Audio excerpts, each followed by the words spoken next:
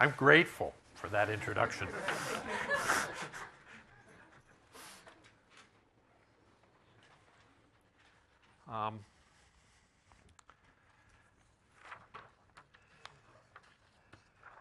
This talk might go a little long. It won't be too long. Well, I know what I'd like to say, and I prepared the slides, and it looks like it.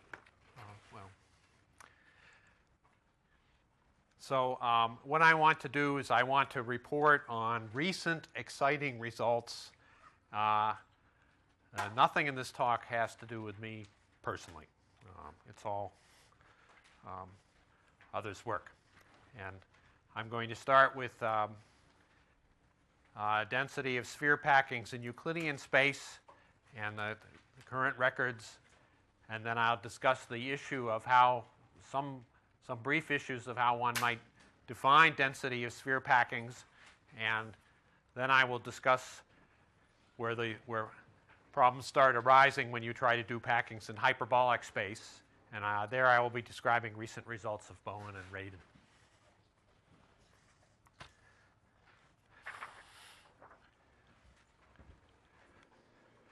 So in Euclidean spaces, the interesting dimensions where progress is being made, of course, many of you know this progress is in dimensions 3, 8, and 24.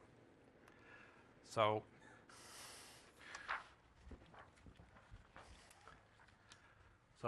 sphere packings in Euclidean space, R to the n, the usual norm, the usual inner product, the volume of a sphere of radius r. Well, spheres, packing with spheres or packing with balls. I really mean packing with balls of radius r, and the volume is rho n r to the n, where rho n is this constant pi to the n over 2 divided by gamma of n over 2, which is the value of the Euler factor at infinity attached to certain automorphic forms. You know that it rapidly goes to zeros and increases. So the volume of a sphere is maximized in unit ball is maximized in dimension 5, and after that it's all downhill at an exponential rate, factorial rate. Now, the economic reason for the interest in sphere packings is in information transmission. So the fact that spheres can be in coding theory and quantization. But I will just treat it as an abstract problem. So one special kind of sphere packings are lattice packings. We recall from yesterday it's a discrete additive subgroup. I'm only interested in the full rank case here. And when you have a full rank lattice, then r to the n modulo the lattice is compact. And its volume is the determinant of the lattice.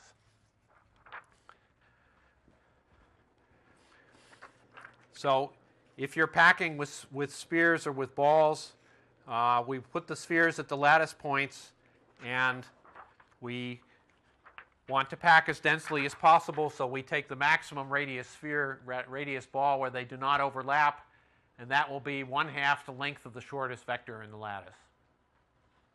And then the density of a lattice packing will be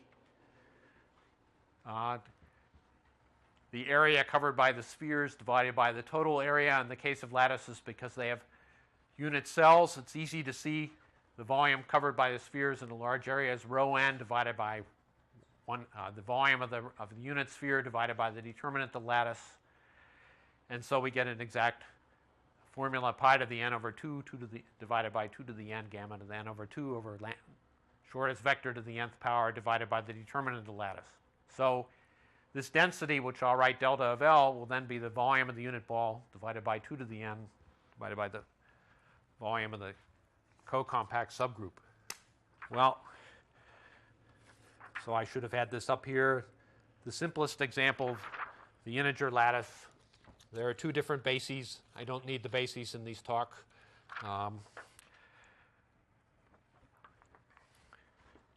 So now I see that 3 projectors would have been a good idea after all. It isn't? Okay, let's do it then. Somebody here can set up this. I'm honored.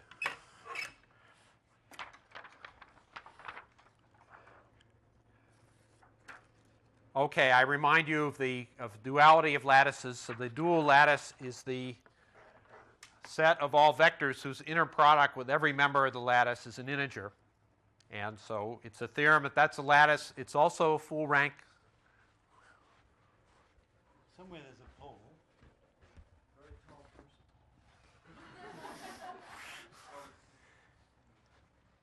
Here.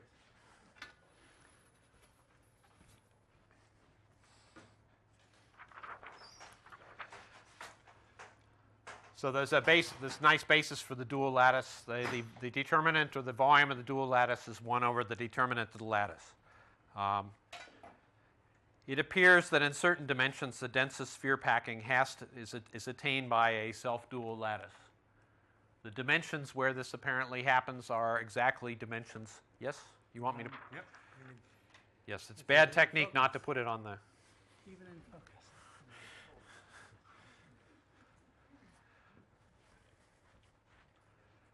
As far as we know, there might be 3 dimensions where the maximal density packing is attained by a self-dual lattice, and those are dimensions 1, 8, and 24.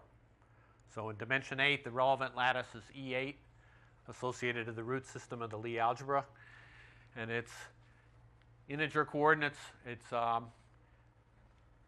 can be represented as vectors that have integer or either all integer or all half integer coordinates, such that they sum up to 0 mod 2. It should have determinant 1 if I did it right. The Leach lattice in dimension 24 is a lattice of determinant 1 where all the inner products are 0 modulo 2. It's self-dual, and it has the shortest vector of length 4, and that specifies it uniquely. But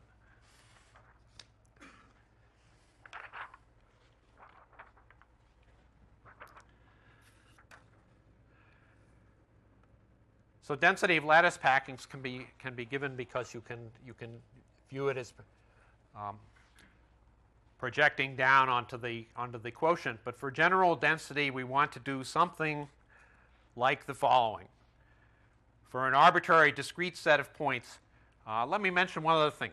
In Euclidean space, it doesn't matter what the radius of the sphere is, because there's a homothety where you can expand space by a constant factor. It expands the diameter of all the spheres, but it leaves the density of a packing alone. So the spheres, so we can always normalize so the spheres have radius 1, which would involve, in the case of lattice packings, would scale down the determinant of the lattice. For the general definition for sphere packing density, the idea is it ought to be the fraction of space covered by maximal packing radius spheres centered at the points. And then, if we could do that, well, here's one way technically to do it. We look at all the balls. We're going to define an upper packing density and a lower packing density. So consider a ball of a large radius t. We look at the intersection of the packing with that ball, and we look at the ratio of that intersection to the volume of a sphere of ball of radius t. And then we move that ball around through space and take the supremum. That gives the density the maximum density you can achieve in a ball of radius t for this packing. And then we take a limb soup as you go to infinity, and that will define an upper packing density. And then we can repeat exactly the same procedure using infima and define a lower packing density for an arbitrary arrangement of spheres. Both of those quantities are well defined. And then we can say, if we're very lucky, the packing might actually have an absolute density if the upper and lower packing densities happen to agree, which means that in any large ball we will get very close to this limiting density. And in that case, I'll call it delta of P, or the absolute density. And so, for example, lattice packings have an absolute density in this sense. There are 2 important reasons why you can manage to do this in Euclidean space. The first, about packings in Euclidean space. The first is scale invariance, that the densities don't depend on the radius because the homothety will change the radius but not the density. And the second thing is we're looking at what happens inside a large ball. And as the radius goes to infinity of a large ball, the surface area of the ball divided by the volume goes to 0. So surface area effects can be neglected in Euclidean space. Excuse me, the lower density should be soup on the lower density. The lower density? Yeah, it should This will be an infimum, and then I want it. be soup. Okay, right. Now, unlike the previous speaker, I plan to have view graph pencils so I could correct mistakes on the fly, but I have left them upstairs. So.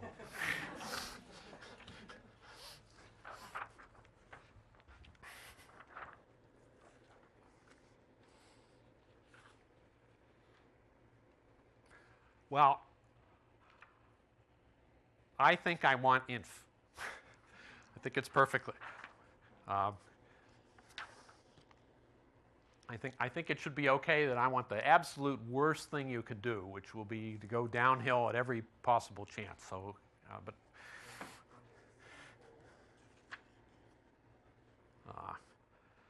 I hope there's not a bad example to prove that I'm wrong there. But I will stick with lim inf and go down in flames. Okay, the densest sphere packings, absolute, are known in dimension 1, where the packing has density 1, in dimension 2, the hexagonal packing, and the famous Kepler's conjecture, Hilbert's 18th problem, in dimension 3, has reportedly been proved by Tom Hales in a paper that is now entering its 5th year of refereeing at Annals of Math. But it looks like it's okay. And the packing densities are unknown in dimensions bigger than 4.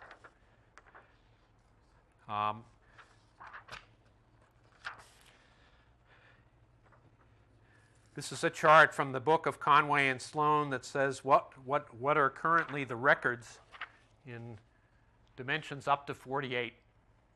And I would like to point out that in dimension 8, so there's the Rogers bound. In dimension 8 and dimension 24, we come very close to those bounds, and those are, at the moment, the best hope for cases where the problem might get solved exactly. And this is what is known in large dimensions.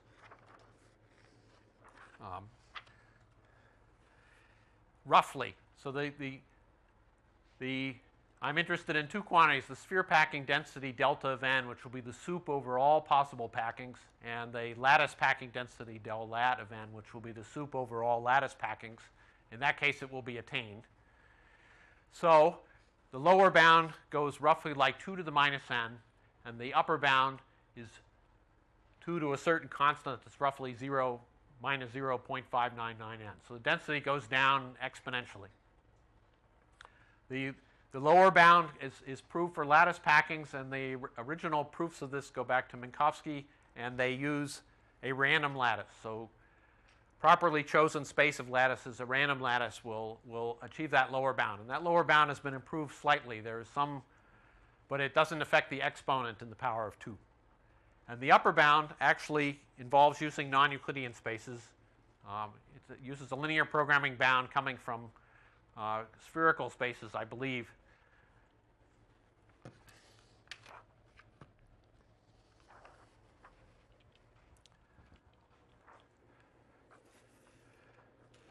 So this is the big open problem in sphere packing is how does the lattice packing density behave as the dimension goes to infinity? In particular, what is the optimal exponent? Presumably, maybe you have to take a lim soup. There's no reason to know that it's actually monotonic in n, but presumably there is some optimal exponent 2 to the minus alpha n that will be the correct exponent as n runs off to infinity, and all we know about it now is it's between 0.599 and 1. And this shows to what extent we really don't understand how things fit in a high-dimensional Euclidean space. And the second problem would be what happens for lattice packings. See, at the lower bound, we really don't know anything that's essentially better than a lattice packing in high dimensions as far as the exponent goes.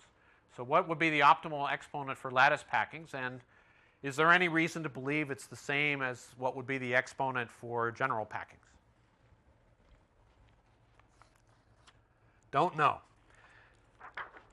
So that's the big problem. Here's another problem, which is what do packings at low dimensions? The best packings appear to be lattice packings, but what happens in high dimensions? Now, I think the folklore, the consensus opinion is as soon as the dimension gets really large, the best packings are not going to be a lattice packing. For example, currently the best record packings up to dimension 9 are lattice packings, but in dimension 10 and 11 they know packings that are finite number of translates of a lattice that are denser than any known lattice packing in those dimensions. But it's computationally infeasible even to determine the densest lattice packing in dimensions 10 and 11. It's been done up to dimension 8.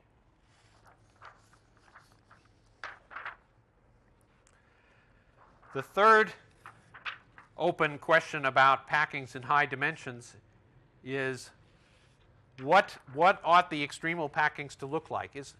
So here is if you like, a working conjecture that in every dimension there exists a periodic packing that's the densest packing. So this would be a crystalline packing, finite number of translates of a lattice. Now, it is known that the maximal density can certainly be approximated by periodic packings if you allow the period to get large. So this is an old theorem that, in fact, the extremal density is certainly attained as a limit of periodic packings, but in the limit you might actually get something aperiodic. So the unit cell will get bigger and bigger. So let me say there is no good reason to believe this conjecture in high dimensions, except what would the packing look like?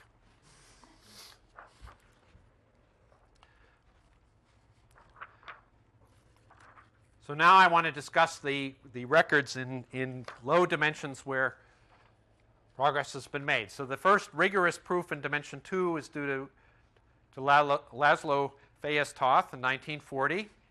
And in dimension 3, the work of Hales. And I'm going to mention the recent results of Henry Cohn and Noam Elkies, which show that in dimensions 8 and 24, the E8 and Leech lattice are extremely close to optimal and presumably are optimal. Now, what happens in low dimensions? The proofs for densest packings involve geometric considerations. So we can cut so what we will be given is a Delaunay set, D-E-L-O-N-E, of points, which will be the centers of our spheres. And attached to any such set, the space is cut up into cells of the closest points of the closest Euclidean points to each sphere center. Since the division between closest points are hyperplanes, then this will be polytopes, the Voronoi cells. There's a dual consideration, the Delaunay tiling, this D-E-L-A-U-N-A-Y. It's the same person, but the convention is his name is spelled this way. Of course, this is the original form of the name because Delaunay's ancestor was a soldier in Napoleon's army who was left behind in Moscow in 1812.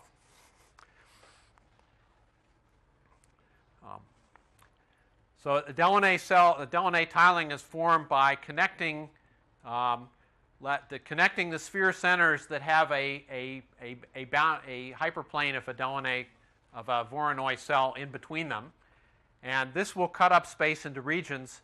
And generically, these regions are simplices, so that this is often called Delaunay triangulation.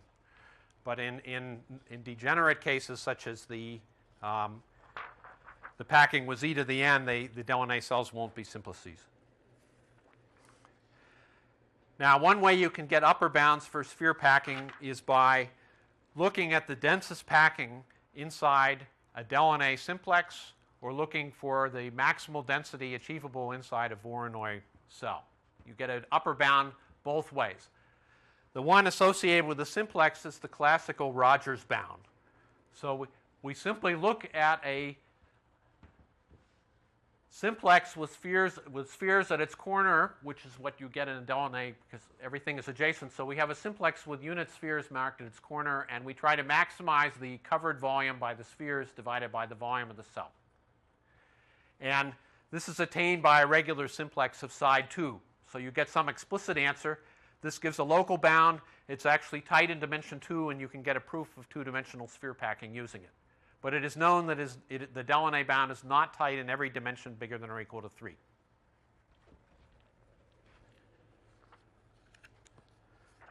Now we can do the same thing with Voronoi cells. So we can say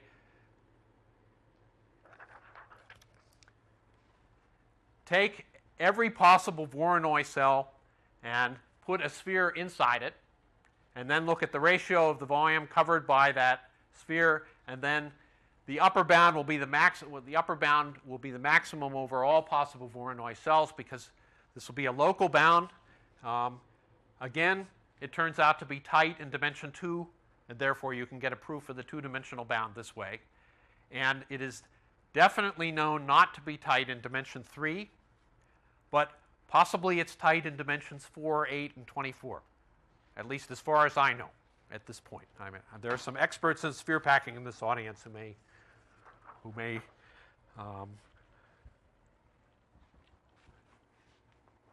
know more.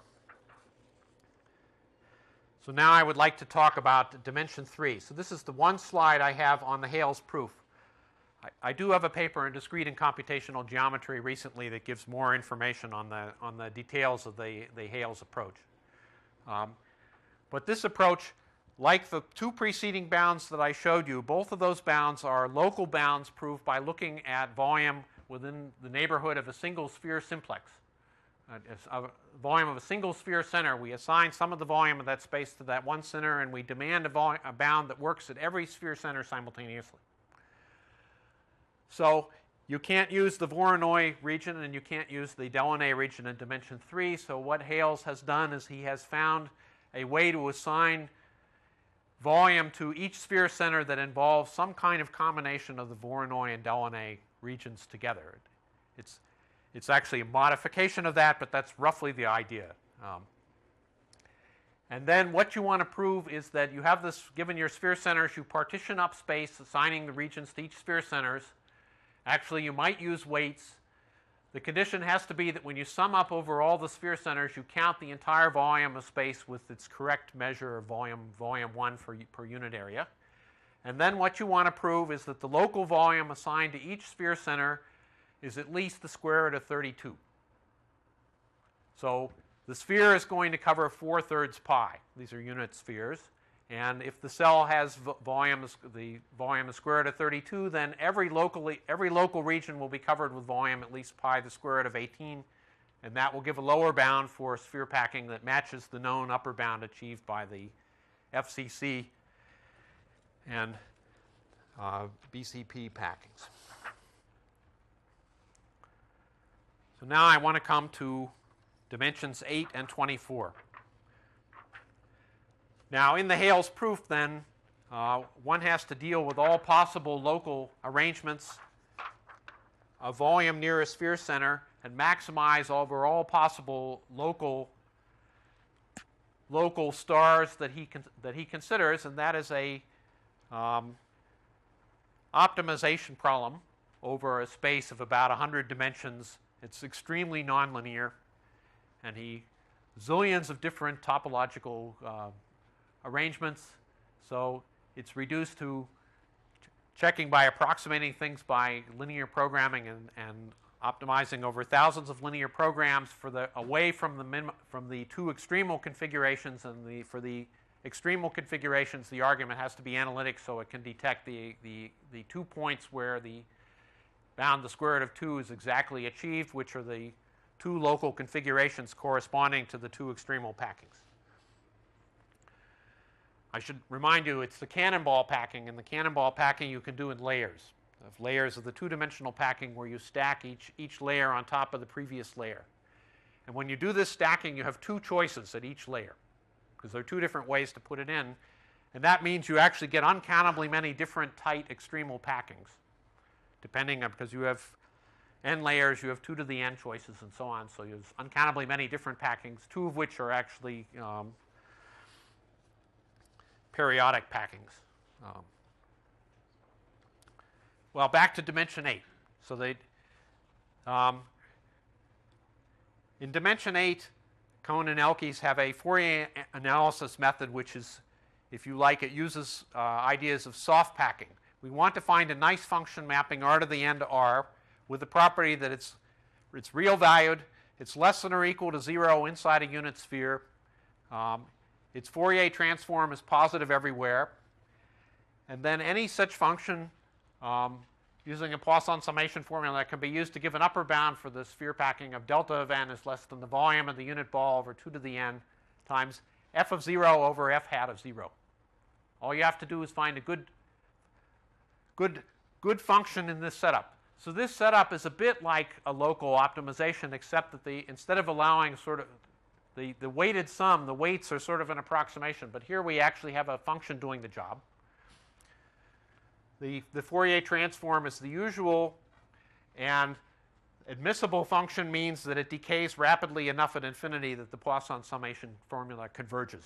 So it has to decay like x to the minus n plus a smidgen. Well, then, if you can manage to guess a good function, then you'll get a good bound. And so they guessed a very good function in dimensions 8 and 24. And the bounds they get are that the E8 packing is within percentage 0.000001 of the optimal density packing, and in dimension 24 you get a little less. So they use orthogonal polynomials. There's some clever choices required, but these bounds also use linear programming because they searched over a basis of polynomials that were chosen to have some of the correct properties. And so this leads to another great open problem, which is, can this Fourier analysis method actually prove that E8 and the Leach lattice are extremal in dimensions 8 and 24? And so you need a magic function. And well, I think it's out there. I think it's a special function of mathematical physics coming from somewhere. Incidentally, the problem can be reduced to radial functions by averaging. And if there's an extremal radial function, then a lot is known about it. In particular, it's got to vanish at the lengths of the radius has to vanish at the lengths of any of the vectors in the lattice, and its Fourier transform also has to vanish at the lengths of any vector in the dual lattice. So that's the plus side. The minus sign, of course, is that they've been looking for it for several years now, and they haven't found it, so maybe it isn't there.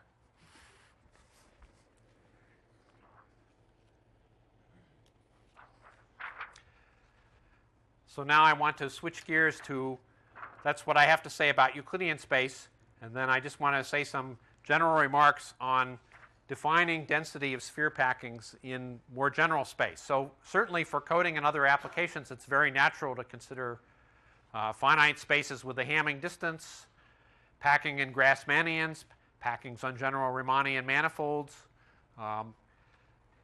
And the issue and the difficulties in defining density always come up when you're on a non-compact space, like R to the n or hyperbolic space, because then some kind of limiting or exhaustion procedure has to be done to define the density as you fill up the space.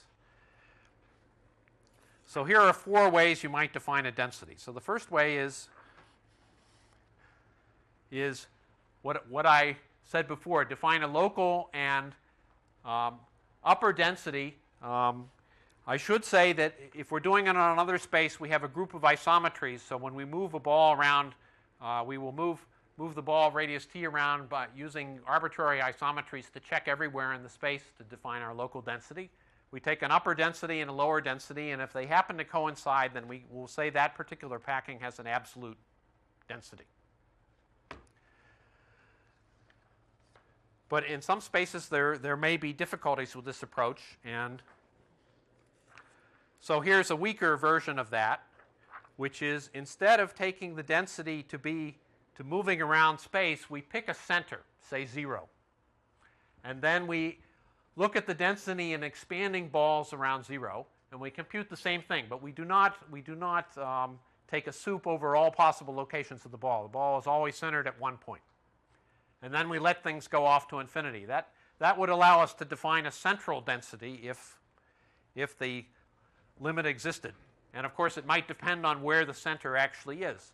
And I believe there are examples showing, one can concoct examples where the central density can vary from point to point.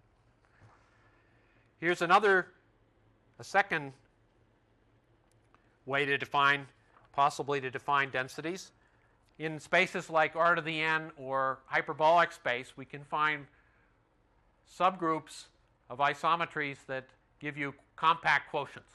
So we can take a co-compact group of isometries, and then we get a finite manifold. And in a finite manifold, the density of a packing is perfectly well defined. So we can look at what and we can always lift that back to the original manifold by using covering map. And so now we can take a limit of the density of packings as the volume of these co-compact subgroup goes to infinity in some way or other. And perhaps the extremal density can be arrived at as a limit of periodic packings. I will call a packing periodic. It has a co-compact group of isometries. And in Euclidean space, that is known that the extremal density can be approached that way. And then the third way, which is the device used by Bowen and Radin, coming from the study of quasicrystals, is another way to consider density is a notion of average density. So the idea is if you're away from the extremal density of a packing, that all kinds of pathology can occur. But if you're actually going to take a packing that is completely dense, then everything you do ought to agree. And in Euclidean space, of course, we can define the density of an optimal packing by looking locally in a large sphere. One way is just to slide the packing around, and then the density of the packing ought to be the probability that you covered the origin when you move the packing around. So we will use this notion. So we will need some kind of measure theory to do that. And then the idea will be associated to the packing. We can take a closure in some topological space of packings, and if we're lucky, we can put a measure on the closed orbit, and then we can define a density by integrating over moving the packings, and that will be measured. That will give us the probability the origin is covered by 0. So those are 4 different methods. And method 0 was the classical thing used in R to the n, and if you try to carry it over to hyperbolic space, it seems to run into some kind of trouble. Now, it isn't clear whether actually everything can be made to work there. Maybe method 0 can be pushed through, but Bowen and Radin have shown that method 3 leads to a perfectly nice working answer on hyperbolic space. And method 3 also turns out to give nice answers in the spirit of method 1 and method 2, but not method 0. And it leads to the possibility that in the case of R to the n, it might be that in high dimensions the densest packings are going to be aperiodic. So now I go on to hyperbolic space. So sphere packing in hyperbolic space, where I'll mainly be concerned with the hyperbolic plane. Constant negative curvature -1. I hope the information is correct about the line element, the volume element. The volume of a hyperbolic ball grows exponentially with the radius. Has very different behavior. It still has the Euclidean sphere packing constant in there. For the case of 2 dimensions, the volume is, I hope it's a constant times e to the r over 2 plus e to the minus r over 2, and I hope the constant is pi.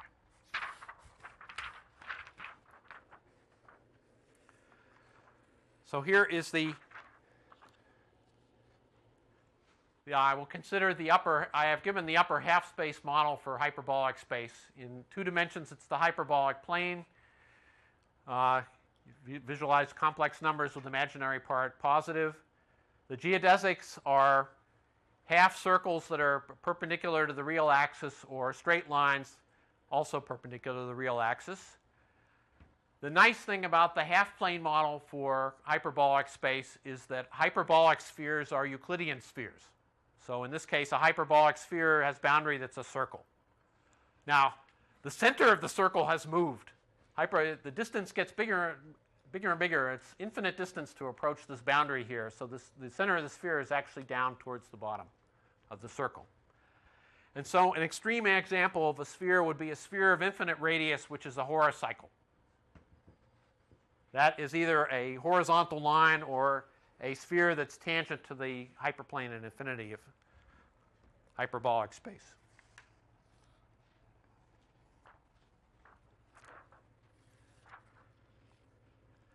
So I remind you that of course, in Euclidean space, the isometries, the motions that preserve distances, are just translations combined with the rotation group, a semi-direct product. But in this case, we get the isometry group of hyperbolic space is just essentially SL2R modulo plus or minus I, and the action of isometries in the upper half plane is linear fractional transformations. Isometries map geodesics to geodesics. They also map circles to circles. They also map horocycles to horocycles. And the isometries will act on a packing of spheres or circles. Now, there are two main difficulties with hyperbolic space. So the first difficulty I want to mention is that the maximal density attained by a sphere packing in hyperbolic space depends on the radius of the sphere that you use. Unlike Euclidean space, we're considering packings with identical spheres of a fixed radius, but the density you might get will depend on the radius. This is because in hyperbolic space we don't have that extra freedom from homotheties. We still have them, but they're actually isometries, so they don't change the radius of the sphere.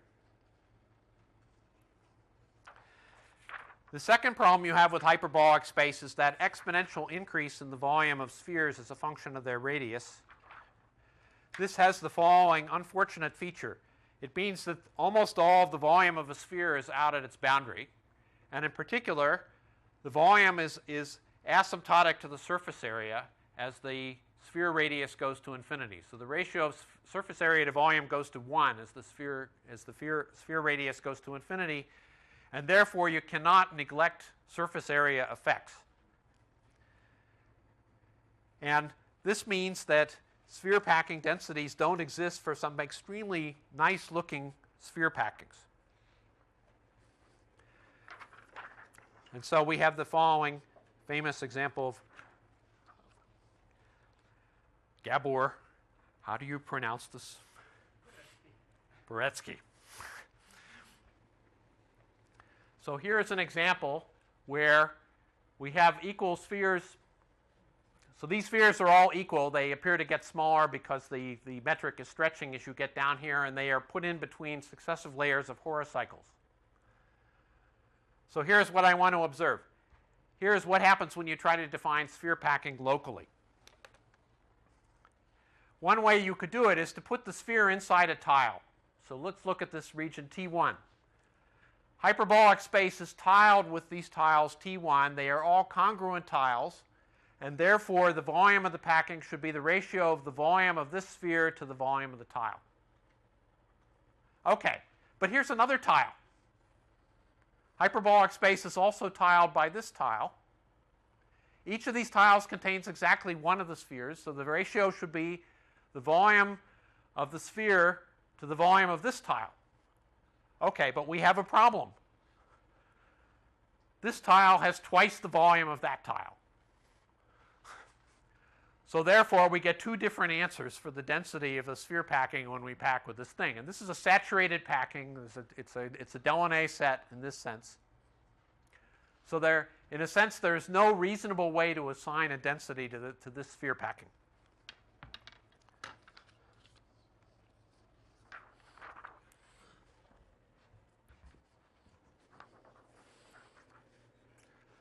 So how do you get around this? Well, the spirit of the answer is the dynamical system approach is even though you can't define a density of a packing for many packings, perhaps you can sharply define the notion of an absolutely densest packing. And what actually will go on is in this we will take a packing and we will identify it with the closure of its orbit under isometries moving around in a space of packings. And as in the last talk, if you have a saturated packing, the space of packings will be a compact set, and the isometry group will act on the compact set. And if you're lucky, if that orbit is ergodic, and you can always find such things, and the maximum can be attained. One can define this packing as a probability of hitting the point 0 when you average over the orbit. That will define an average density of packing in the orbit. But if we have a densest packing, then really it should look the same absolutely everywhere in the packing, and therefore the average density ought to morally to coincide with the maximum density. So that's the idea. This is not a theorem. This is... So we will make a density that achieves that. Now I should say what goes wrong with things like the Borowski, the packing on that slide there. And that is, you can create these spaces of packings, and you can put an orbit on them, and the orbit will be invariant under the isometries, so it carries a group action of the group of isometries, but it is not necessarily the case that you can put an invariant measure of finite mass on it, which is what you need in these constructions. And so the standard example is that the hyperbolic group acts on the ideal boundary of hyperbolic space, which is compact by linear fractional transformations, and there is not an invariant Borel measure on that. And the packing associated to this configuration, if a density existed, would define an invariant measure on that. You get a contradiction. So now let me mention two notions of extremal packings before stating the results that they obtain. A saturated packing is a packing having the property that there's no room, that there's no open uncovered neighborhood of radius 2 into which you could stick a new sphere. So there's no room to insert a single extra sphere. And a generalization of that is the notion of a completely saturated packing, which is one that's locally optimal in the following sense. You can't remove a finite number of spheres and then put back into the hole they created one more sphere than you started with. So in that sense, it's locally optimal under finite perturbations. Now I will quickly go through some of the technical details of the recipe before getting to the results. So if you fix a radius of a sphere, you can take the set of all saturated packings on hyperbolic n space of spheres of that radius, and then there's a natural topology you can put on this set that makes it into a compact space on which the isometry group acts continuously.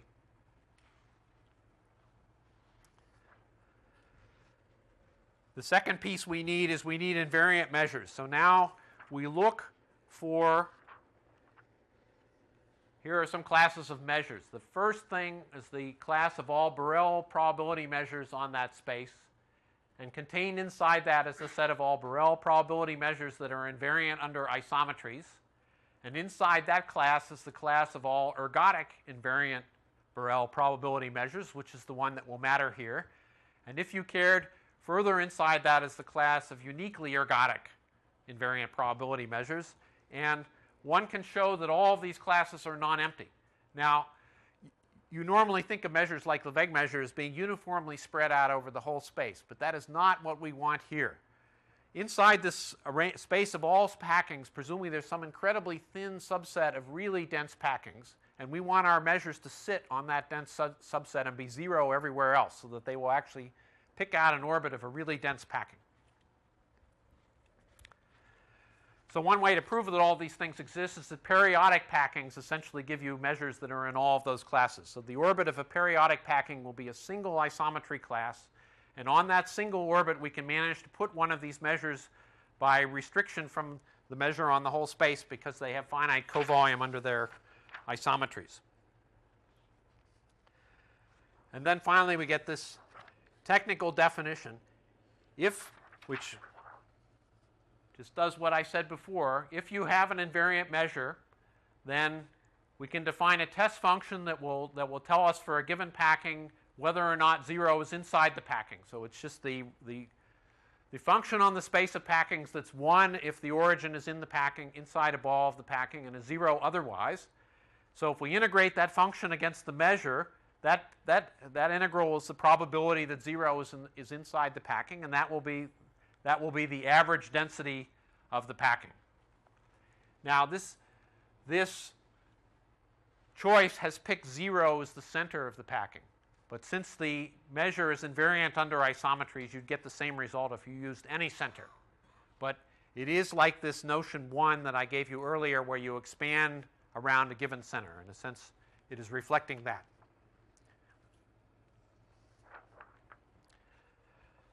Well, having done that,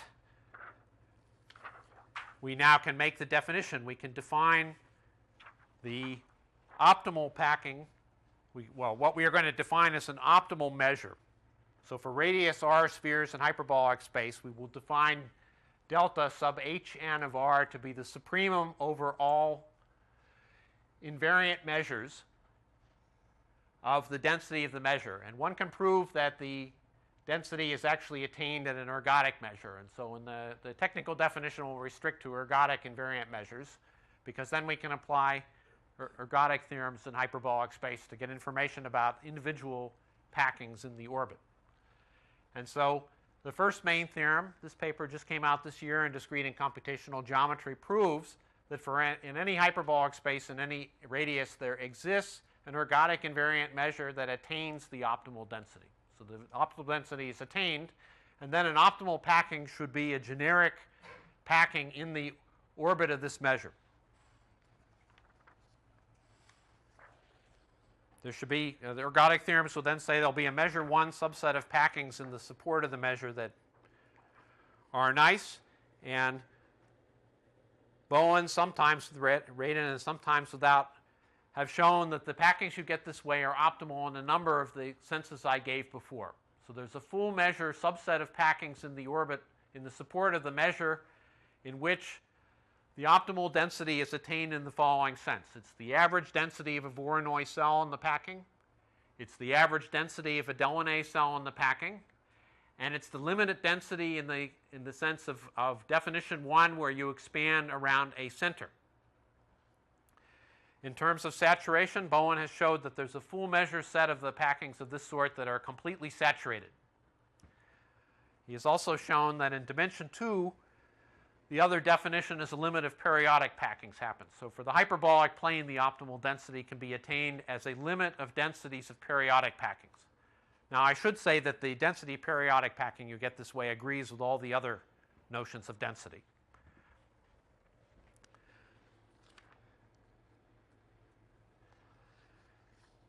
So this is the main new phenomenon that comes up with hyperbolic packings, though, is that aperiodicity is definitely present. So their major result is that for almost all sphere radii in n-dimensional hyperbolic space, the optimal density is not attained by a periodic packing. So optimal packings are forced to be aperiodic.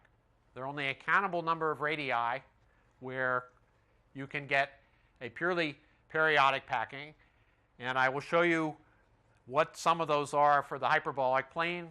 It's an old result. Again, periodic means the packing has the symmetries of a co-compact subgroup of isometries.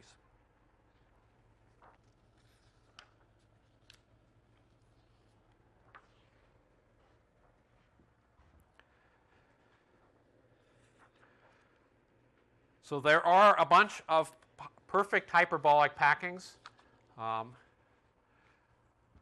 I think some of the proof may go back to the author of that counterexample. But these packings correspond to an equilateral hyperbolic triangle with sides pi over n for n bigger than or equal to 7, because the sum of the angles of the triangle has to be less than pi, with an inscribed circle. And then you get a perfect tiling of hyperbolic space with hyperbolic n, with n-gons with an inscribed circle, giving you the Voronoi cells these have associated to them a co-compact subgroup. They are symmetrical packings, and they are proved to have maximal density in the early 80s. And so what are these densities?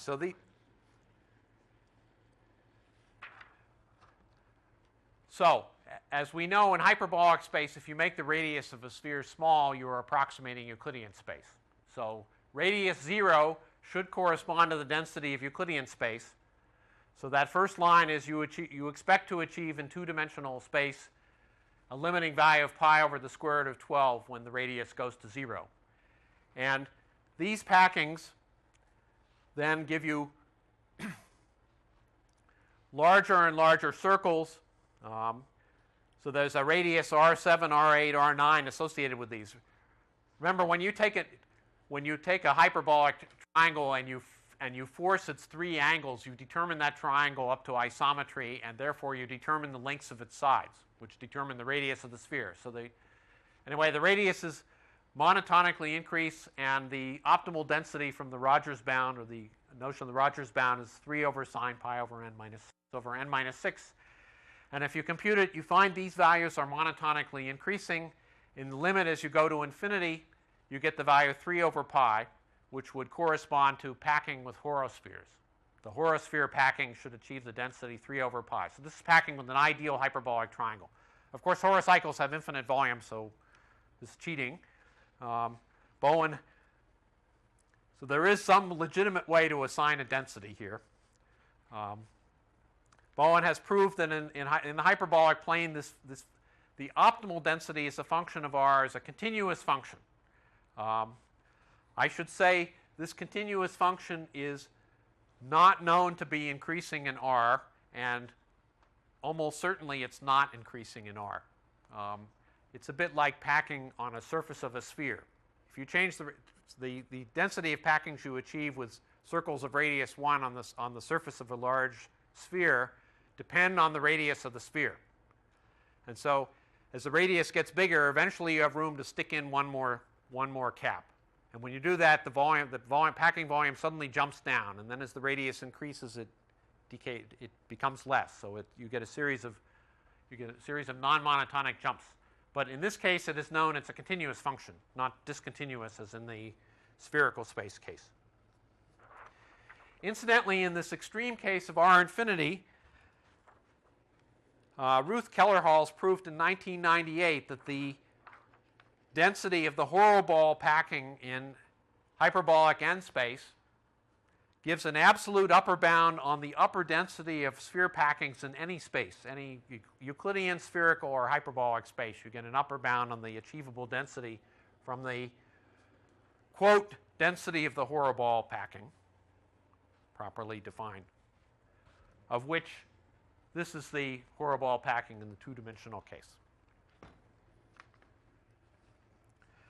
Now, optimal density is unfortunately not a complete answer to all of the problems, because there are still problems like the counterexample I showed you earlier. And in particular, associated to that counterexample, you can choose all of this notion of packing density can be defined for arbitrary bodies using that same ergodic theory framework. So let's take this tile, which is associated to one of the tiles in that packing. It's got horocycles as boundaries on the top and bottom, and it's got geodesics as boundaries on the side. Well, this object just has little marks in it to force the tiling to be regular, and one can prove that this region tiles hyperbolic 2 space. Therefore, it definitely has an absolute density, because you look at anything, it perfectly covers. So it's got an absolute density which has to be 1. But that theorem I showed you on the non-existence of a measure on the boundary of a hyperbolic space allows you to prove that the optimal density, which also must exist from this figure by the general framework, must definitely have an optimal density less than 1. So it does not yet cover all examples. The problem is that the representation theory of the Lie group PSL2R, where these measures mean we're dealing with square summable representations, but there are also non-square summable representations for that group that are not being taken account of. So to conclude, in these hyperbolic examples, the representation theory of the group of isometries is definitely relevant to the analysis somehow. And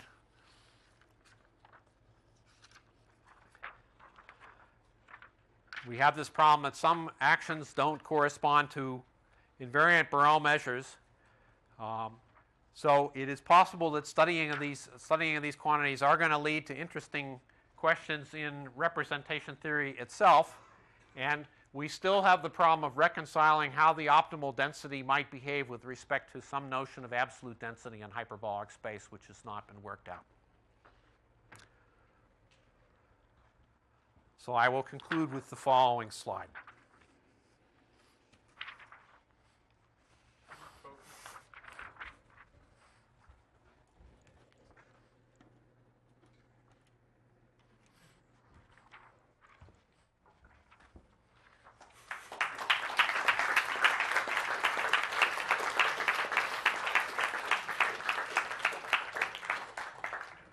That's only a hope. You finished early, so maybe there's time for a question or two. Bjorn? Back in Euclidean space, is it known that there exists a finite computation that will compute the best density? No. You want to repeat the question? Is there a finite computation that will compute the best density? So for lattice packings, in principle, you can compute the optimal lattice packing in any dimension because there are a finite number of minima of the quadratic form, of relative extrema of the quadratic form to check the notion of perfect forms. And that's been done up to dimension 8. But for general packings, it is not known. Are any non-periodic optimal tilings in the hyperbolic plane known, and how do you describe them? I believe that Louis Bowen, who is in this audience, is actively working on this question, and that there are packings associated to finite co-volume but not co-compact subgroups of hyperbolic space, like PSL2Z, that may lead to interesting packings of this sort. But I don't know myself whether there will be any method to do it.